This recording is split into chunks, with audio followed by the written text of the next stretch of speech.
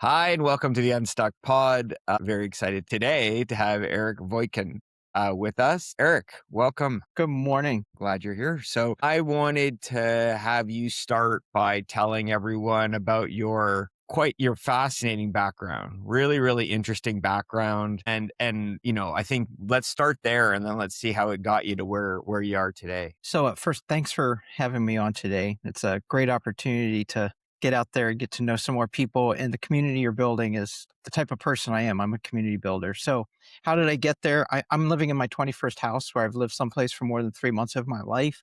I'm an Army brat, born overlooking Pearl Harbor at Tripoli Army Hospital, and got to travel the world with my family as a kid. And then I started my own career in the military after West Point. I went to West Point, parents signed a permission slip at 17, and off I went. After graduating from there, I served 9 years in the U.S. Army Infantry, got to visit Germany, did a tour to Bosnia with I-4 in 96, which was putting everything I'd learned in the leadership into practice on a literally a world stage with watching the work and guarding the war crimes team as they came through our sector towards the end of our tour. Got back, stolen Army nurse from Martin Army Hospital in Fort Benning, and my lovely wife has been with me now for we're going on 28 years here in about a week or 2 weeks on the 27th. So it's been awesome. We have 6 kids. Shortly after I got back from Kosovo, I started doing some soul searching on my second deployment in 2000. Went over there with the 101st Infantry Division. And when I got there, I said, hey, I want to be able to do all this. And so I looked around for other careers where I could serve the country, and that's how I joined the Bureau. And the FBI picked me up after a little bit of searching and time. What that did and brought me into was a world that exposed me to everything. I was one of the few blessed folks to work almost every major violation in some way, shape, or form the FBI touches. Violent crime, gangs, drugs, public corruption, color of law, protection of minorities and housing, all in Gary, Indiana. It really Maryville office, but Gary, Indiana was the focus of my life there. Came back to DC and I started crisis management. I was kidnapped from one assignment and brought into this one, which ended up being great. It brought me into a world of understanding and responding when something went boom. I was in the middle of it at the command post, navigating the investigations and learning how to do that. Great mentorship, great lessons. And the highlight of that tour was being the crisis management supervisor, reporting to the executives, making sure it worked for the papal visit. That was absolutely incredible when Pope Benedict came to town. After that, I got to do some national security cyber stuff and eventually went to SIR to do national deployments at crisis response for another 2 years. Fabulous, fabulous assignment. On call 24 hours a day, 4-hour pager, flying off to Alaska to California. It just really had me grow professionally. Finished up that tour, went to Atlanta where I did it again at the field office level, and then I took over national security investigations. So cool. Every one of this was coaching. And when I retired from the Bureau after another stint at headquarters, working up at all around the intelligence community and inside the Pentagon, I realized after a short stint in industry that I really want to coach. Why? The real reason I wanted to coach is that from when I was a child in Boy Scouts to being an Army officer to being in the FBI, it was all about people and helping people achieve their designs for greatness, and making a family run was my highest aspiration. So that's the kickoff. So I've been all over the place. This is the 21st home and 21st experience. Like, yes, that's a lot of moving around. That's a lot of different places to be, but it's also like a pretty incredible career across, I mean, a wide range of, I say law enforcement. It's obviously a lot more than that, military law enforcement, et cetera, et cetera. Like it's insane for me, like listening to it. But, uh, but that's awesome. And I appreciate everything that you've done. So let's talk. I do. So you shifted from working in all these places, doing all these, you say it's about people, but the actual work you're doing feels different. So let's talk a little bit about the work that you are doing and what that looks like. And then I want to compare which is a more stressful day, right? And like, so that's I heard a lot of things in there, crisis management, FBI, military, you name it. There's a lot of different things. So let's jump forward and let's talk a little bit about coaching and what you love about it, what you love doing, what parts of it are easy and natural, what parts of it are stressful. So the best thing about coaching, it's not something you sell.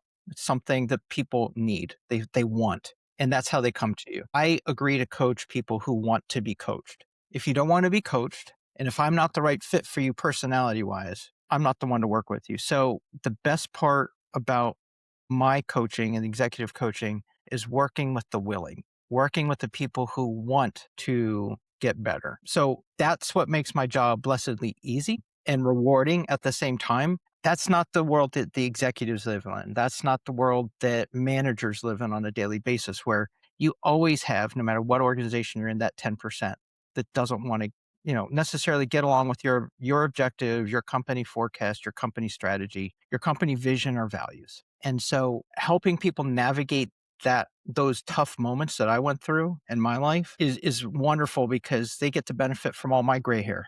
They get to understand why I'm stressed out or was stressed out. And I can give them problem solving techniques to try to move, to experiment with, to listen effectively, to resolve conflict before there is a conflict. And then the beautiful part about my day is I can go in, I can teach a lesson, we can do a practical application, and then the next week we get feedback. Where do we still need to grow? How do we grow? And then we do it again. And it's a constant iteration where we're all getting better. And I can provide more tools or I can provide more role rehearsal. And for some executives, it's just for me to sit back and listen because they just need somebody who is not inside the business where they can vent and say, I got this problem. And if they vent that inside a business, it's destructive. So they just need a sounding board who can help without retribution fears or pleasing the boss fears to work through a strategy and have point counterpoint and have an intelligent peer to peer discussion. And that's not something you get every day. So do you need to know anything about the business or you just need to like, Yeah. So the one blessed thing about my background is I always loved history. I love how things work, the mechanical. I love how computers work. So in my life, even though I'm a history major in legal studies and homeland security, master's person, what ended up happening is I found out how does the world work when I went and interviewed people who were undergoing threats from the Klan, or when I was interviewing people who were being defrauded money. I learned about businesses. I learned about their fears. I learned about how hard they worked. And that gave me like this incredible understanding and respect for all these people I was protecting because they were living in a world that they didn't have some of the blessings I had. I knew my income was coming in. I knew where it was going. My family was okay.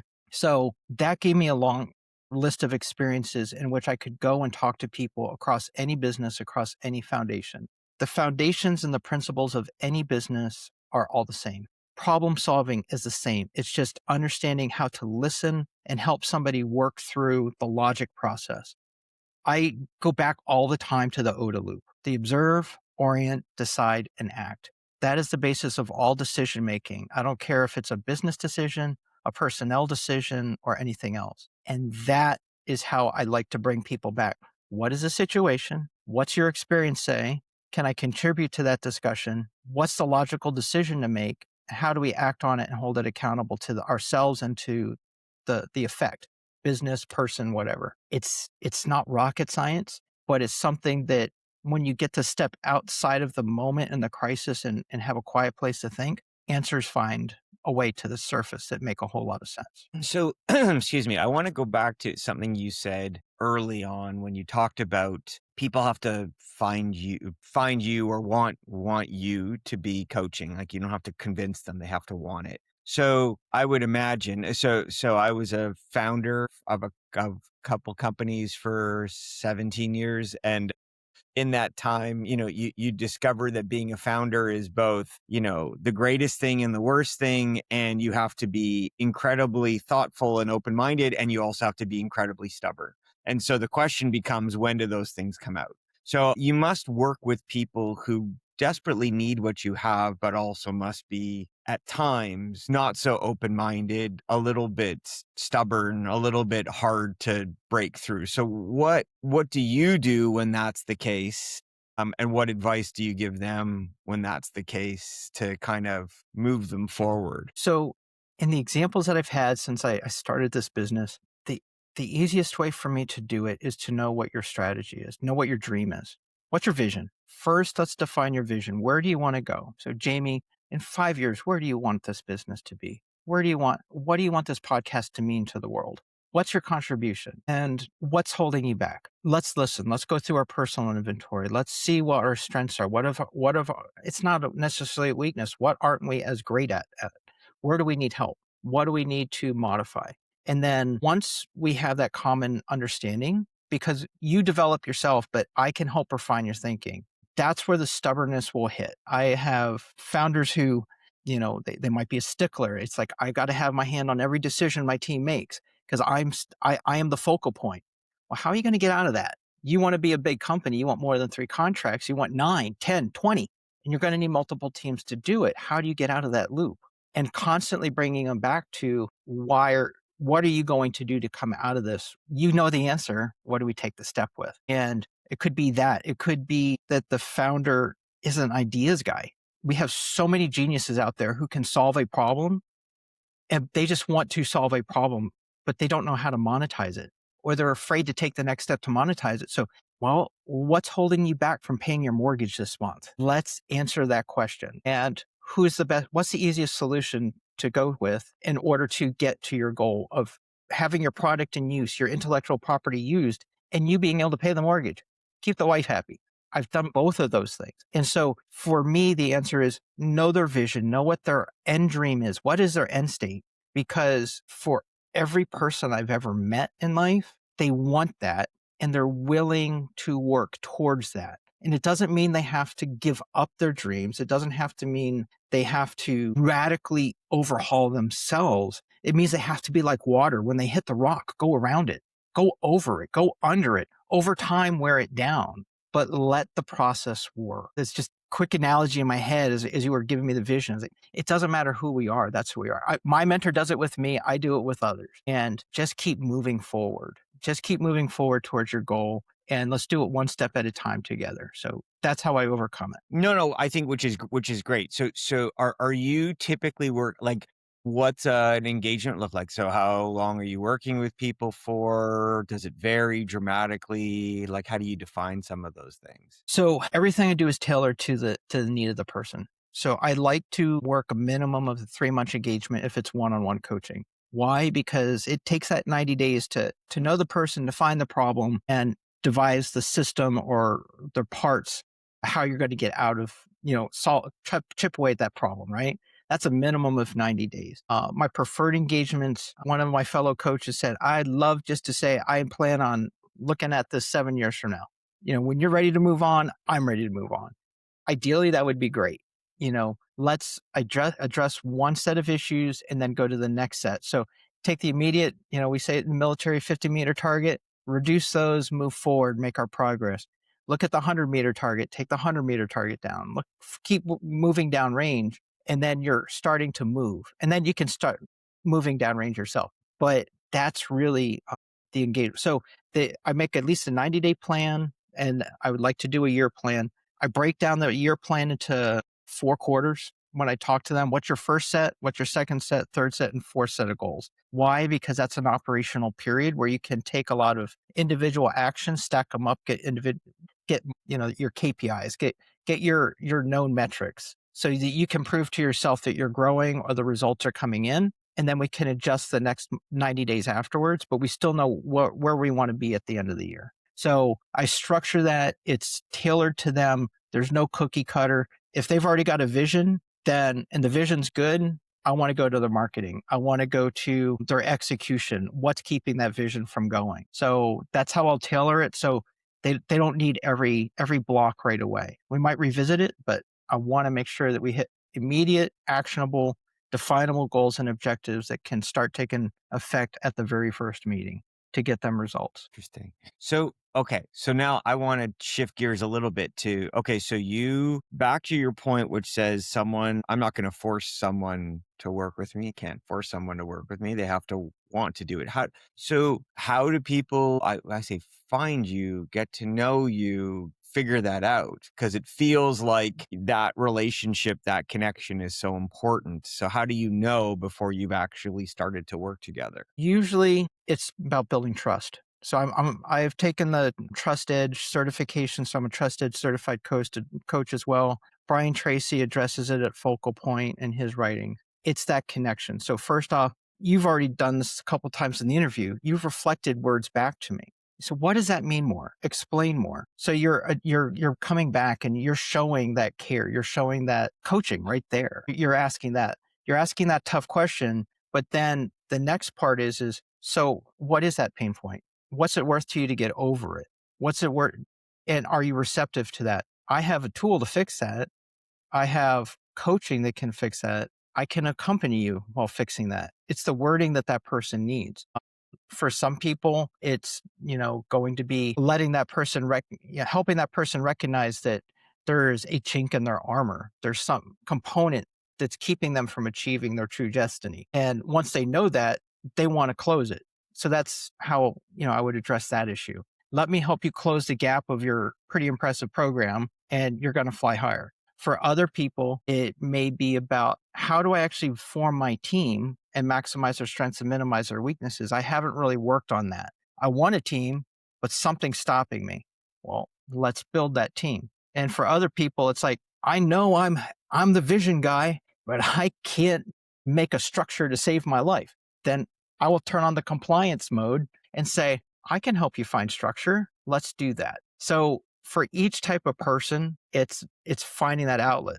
It's finding how do you complement them and say, let's build that out. Let's build you stronger. Let's take who you are and make you a stronger person, leader, mentor, coach, businessman, and move forward. And that's the way to do it. It's once you understand that they trust you and you have the tools or the method or the communication ability to help them grow, it falls into place naturally. And how do okay, so let me do this. So how do people find you? So, like, how do you get found? So to that point, I'm building myself out too. I'm a few days away from launching ericwojtkun.com. I'm on the Focal Point website. I go out, I do a lot of local networking. Right now, there's a lot of LinkedIn networking that I've been doing. Outreaches is like how I met you. Try get out there and just meet people, meet interesting people. I'm a firm believer in the champion network. Once you make a contact, once you have a friend, going back to your old friends in your old networks at work, making things move forward is the best way to do it. So that's how to do it right now. I'm on LinkedIn and it's easy to find me there and schedule a connection. You can find me on the Focal Point website as well, but pretty soon it will be ericwojtkun.com. Very, Well, very we'll put links in the description so that people can find you and stuff.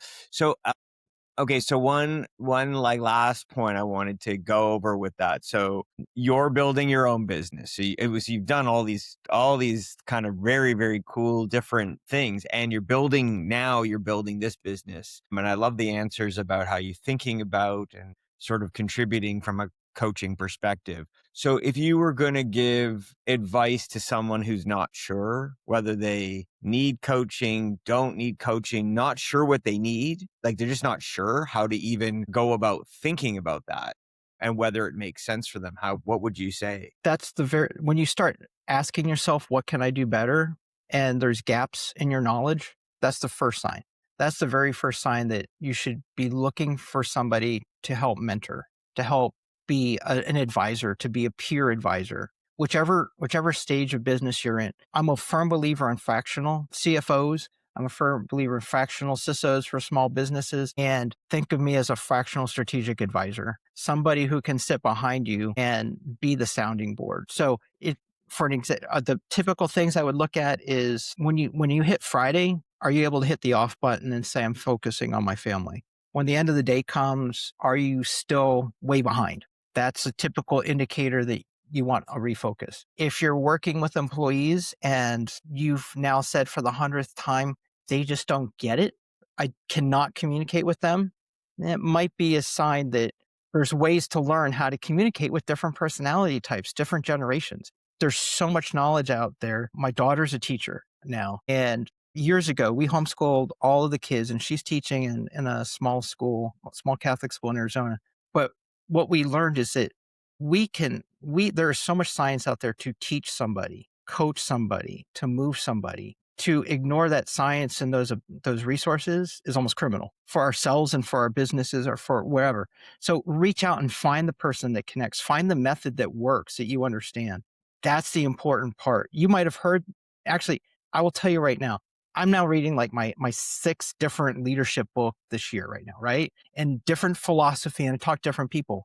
You know what? They're the exact same thing I learned in Boy Scouts. It's this patrol leader's handbook I got when I was 11 years old. It's how do you plan something out 6 weeks in advance, 3 months, a year, 6 weeks. What's your execution checks? Same thing, same exact thing. How do you resolve conflicts between people? You stop, take a breath, you listen, you make a connection. 11 years old, Boy Scout handbook, patrol leader's handbook. It was all there. That same thing was taught in the military. The same thing is taught in business schools in different ways and different formats. And now it's taught by a dozen different coaching places, the exact same format. They paid thousands of dollars for people, hundreds of thousands of dollars to teach all of us FBI supervisors ways of doing business. It's all the same, but different. And the important part about that is to find the method that resonates with you. Find the language that resonates with you. And a good coach isn't going to limit himself to his own vocabulary. A good coach is going to listen to you, like even my mentor does. And it's like, I heard a lesson from Brian Tracy in our stack. Let me grab that. I heard a lesson from, Brian Horshinger over at Trust Institute. There's a different way of thinking about it. I heard a lesson from, and bring it in. We don't have to be the no answer person. We just have to know how to relate it and find something that connects with how you're thinking through the process. So that's the key thing for me. Taking it all the way back to being 11 years old. That's why I coach. Just quick example.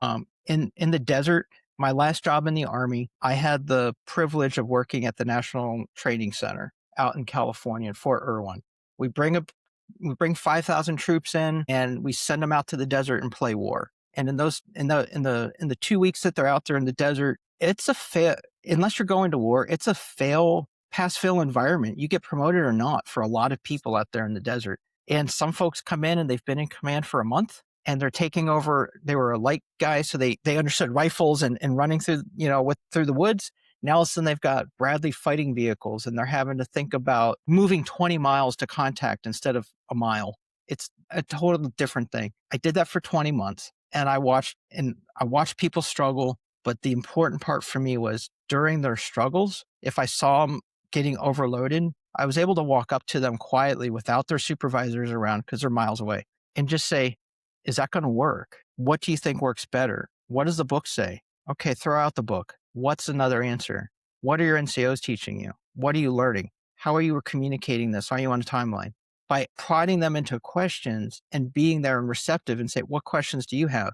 I've seen this work. You might want to try it. Watching and coaching them through that 2 weeks and making sure that they got a pass rating from their bosses and that they were, even more important than that, prepared to take their soldiers to combat at the end of 2 weeks because it was in their mind and they were ready to handle failure and ready to succeed.